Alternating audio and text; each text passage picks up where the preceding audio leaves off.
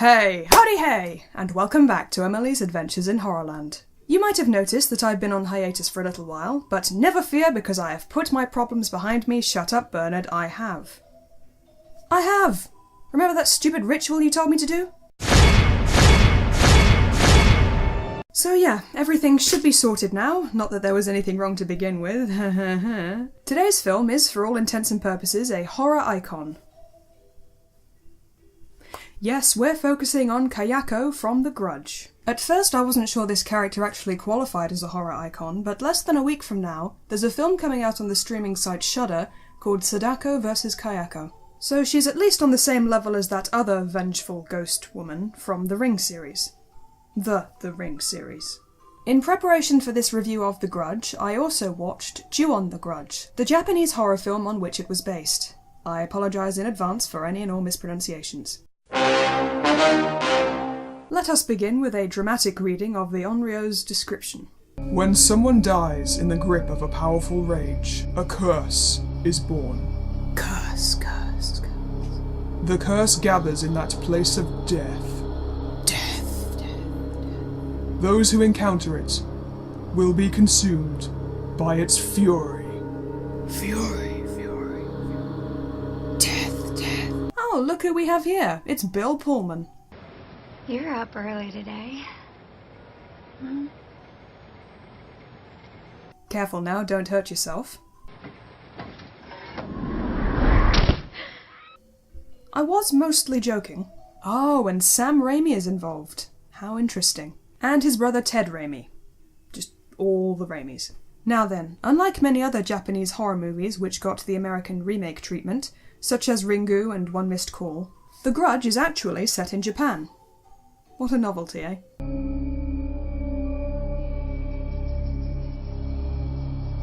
International. Alright, enough nonsense. The film is presented in a non-linear narrative. After Bill Pullman's untimely death and some decidedly hairy credits, we meet a lovely care worker called Yoko, who is helping out an English-speaking dementia patient in her creepy home. She goes about her day, cleaning, etc., when all of a sudden she hears strange noises coming from the attic.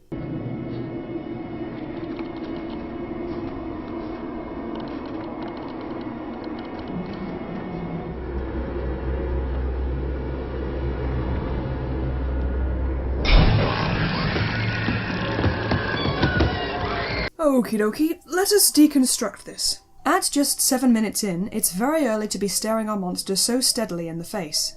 They do opt for the slow reveal, which is pretty good, since we see Kayako a moment before the home carer does. So, is she scary? Technically, yes. I could bring out the checklist right now. See, we've got grim white pallor, wide staring eyes, gaping maw, greasy stringy hair, not to mention the ASMR triggering death rattle. Oh man, look at this new level of organisation! You are on fire today, I love it! Yes, this is going to be a good year, I can tell. That shouldn't be. Hi, I'm Braggart, nice to be you. Sure. Can I help you? Oh no, you seem to be doing a fine job. This is because of that stupid ritual, isn't it? Well, talismans designed to vanquish evil can be kind of polarizing, but I wouldn't worry about it. You just keep doing you. Okay, fine. Can I just get on with the review, please? Yup, say no more. I'll just stand here. No, don't... Bernard, you and I are going to have a conversation. As I was saying, Kayako is very scary on paper, and this jump scare will certainly make you jolt out of your seat. Still, I feel it's a risky move to show her so soon, and it probably assumes that you've seen the trailer.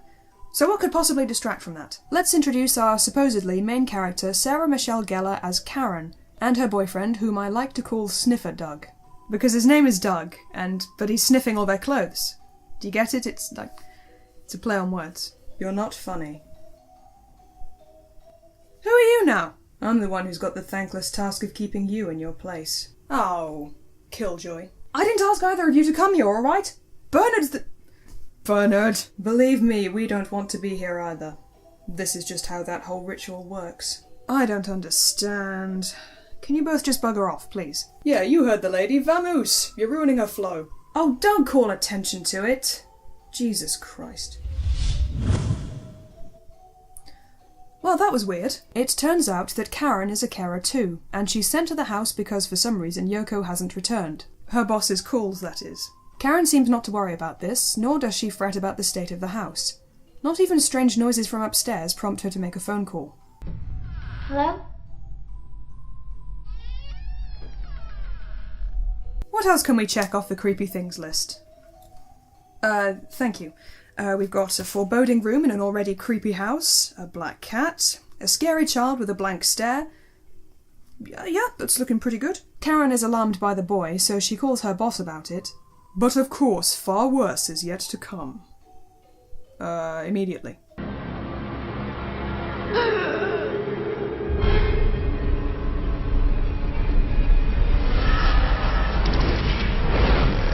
Well, she seems to be taking that rather well. I'm all for silent terror, but she just looks mildly surprised here. Let us not understate how truly terrifying this ghost is, especially in live action. The actress who plays her is a trained ballet dancer and contortionist, and she really uses the extra physicality to her advantage.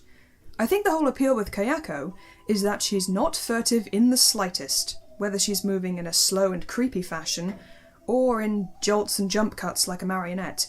When she comes to get you, she is right there. In your face. The first time I heard about the film, about 10 years ago, I was too young to watch it, but that shower scene I glimpsed from the movie trailers really stuck in my head. Get it? Stuck in... I am full of puns today. The Grudge does creepy imagery very well sometimes. Look at this moment when the house's landlord has to reach into an unexplained bath of foreboding, and the ghost arm slowly wraps around his. Like something out of Carrie. I mean, that's pretty darn good. We'll take it. Okay. And he still sells the family the house. Not even old Gil would do that to you. On the other side of that, there's pointless shocking gore, which we Western audiences are so endeared to. I wonder what will happen when Yoko turns around. Could it have anything to do with that disembodied jaw we saw in the attic?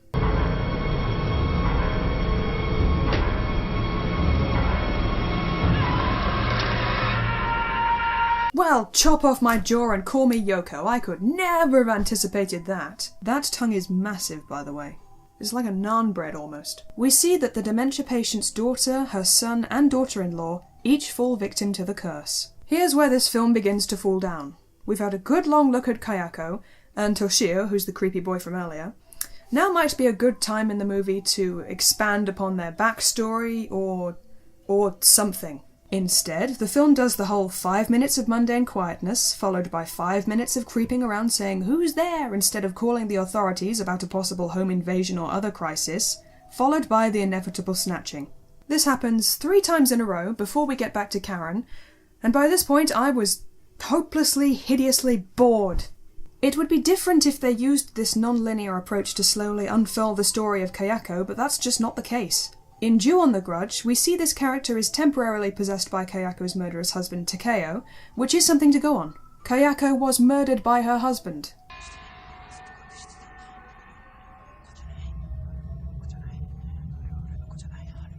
This is a detail which is left until literally the last 10 minutes of the remake. Meanwhile, Karen has a word with an investigative officer who tells her about the bodies in the attic. She then escapes from hospital. Thought they weren't going to let you go until tonight. Did you escape? Just had to get out of there. To be with her sniffer dog. Karen. Karen. Karen! What's wrong? Who cares? I think there was something else there with us. This is like pulling teeth. You mean apart from the bodies in the... God damn it. So after a while, we catch up with Bill Pullman, who's the earliest entry victim in our timeline.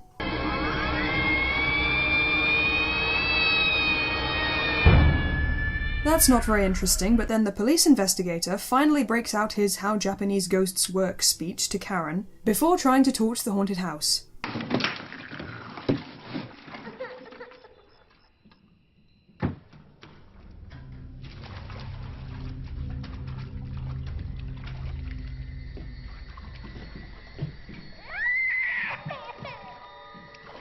Blah blah blah, whatever. I'm so bored. Hey, where are you going? The film's not over yet. Nope, I've given up. Don't look at me, this one's your jurisdiction. Come back and finish or you'll lose your integrity and nobody will like you.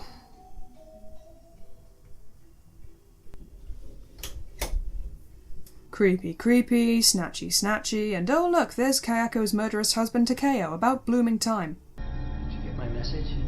Doug! I just wanted you to know later. Karen sees in a flashback that Kayako had a crush on Bill Pullman of all people, which caused her husband to kill her and their son Toshio.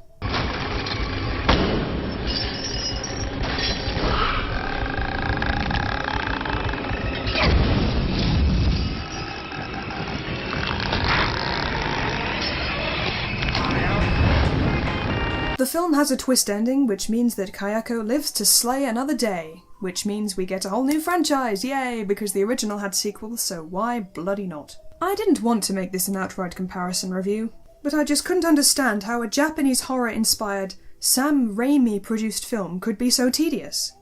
But I narrowed it down to 3 problem areas, or rather 3 things I liked better about the original. 1. In Ju-on the Grudge, the various plot threads are put together in a different order. There's an initial glimpse of the event which gave birth to Kayako's vengeful spirit, and the story unfolds from there. It's not crammed into the last 10 minutes. 2. The original and remake have a lot of shots in common, but the original has a tendency to linger on whatever is important to the scene. This can work very well to establish how helpless a character is, and it can also build up tension. And 3. I feel like the original film deliberately keeps its distance from the characters, while still giving them interesting and varied personalities. Their individual segments are marked by these title cards, which is useful because they may never meet one another on screen. Their only connection is the curse. The focus is on Kayako, as she moves from one victim to the next. In The Grudge, we do have a main character, Sarah Michelle Gellar's Karen, and this is one of the bigger problems for me because she is far too bland. We're supposed to like her because she's nice and knows more about Japanese culture than the boyfriend whose idea it was to move here in the first place. It's a Buddhist ritual.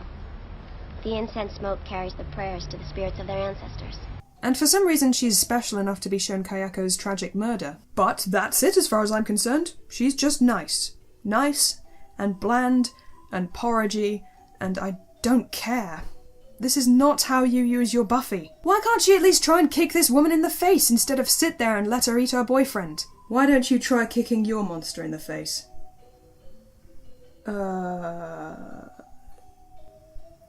She's, obviously joking, but, hey, I bet you could do it.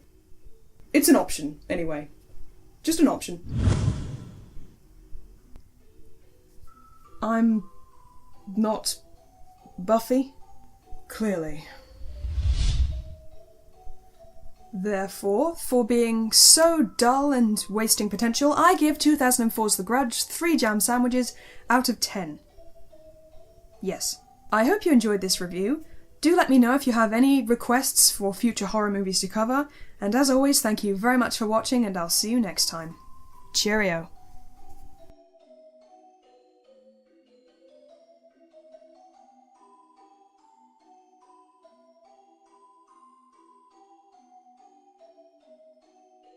Subscribe! Dude, come on!